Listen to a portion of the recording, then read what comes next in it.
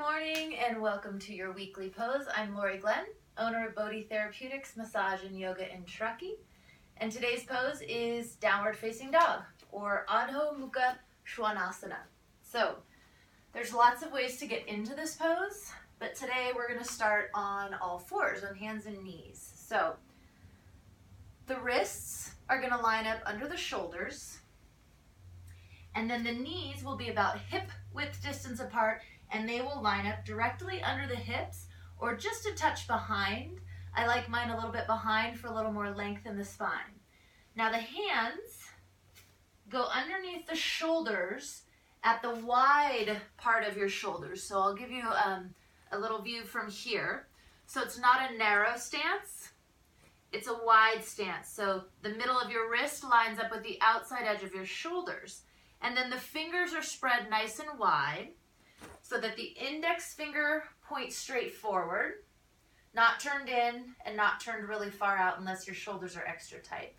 And then all four corners of the palm press into the floor, as well as the finger pads. They just lightly grip the floor, kind of like kitty cat paws.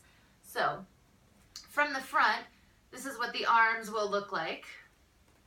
Nice and wide, fingers pressing into the floor, and then draw the shoulders down away from the ears.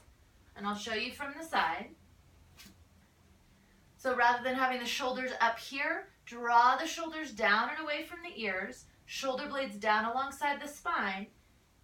Again, knees are under the hips or slightly behind. And then tuck your toes, spread the toes wide. Take a nice deep breath to lengthen the spine. And then out. And then on your next inhalation, push your hands into the floor and begin to lift the hips up and back towards the ceiling.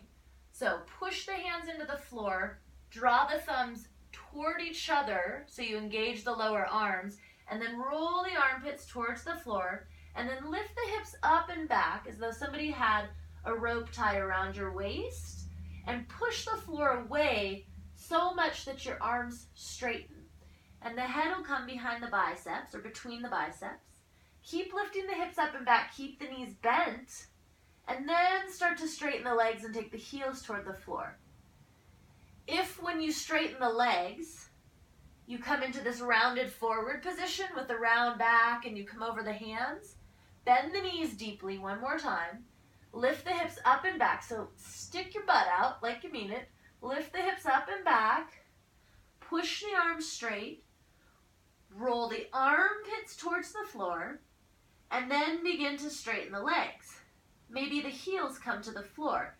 That's okay if the heels don't reach the floor. Actually, I'd rather have you hovering them just a tiny bit above the floor than pressing them into the floor. That gives you somewhere to move to in the pose rather than thinking you've reached the end of the pose. So I'll give you another view from the front. Toes are tucked. As you push into the floor, you lift the hips up and back, straighten the arms, head comes between the biceps. So that's from the front, and we'll give you one more view from the side. Again, draw the shoulders away from the ears, engage the thumbs toward each other without actually moving the hands, so that engages the forearms. Tuck the toes. Inhale, lift the hips up and back, straighten the arms, and then begin to straighten the legs. Keep rolling the armpits towards the floor. Inhale and exhale. And then to come out, roll forward, knees to the floor, and come to sit on your heels.